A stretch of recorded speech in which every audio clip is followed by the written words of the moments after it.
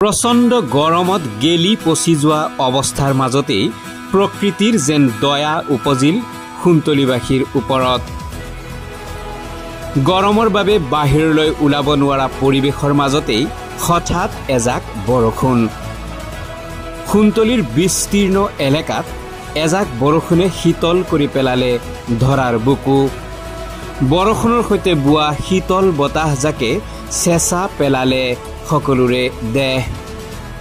সকলোৱেই প্ৰকৃতিৰ এইহেন দেহ জোৰ পেলোৱা পৰিৱৰ্তনত মনে মনে কৃতজ্ঞতাহে জ্ঞাপন কৰিছে। নিউজ ডেস্ক ৰিপোৰ্ট, আমাৰ খবৰ।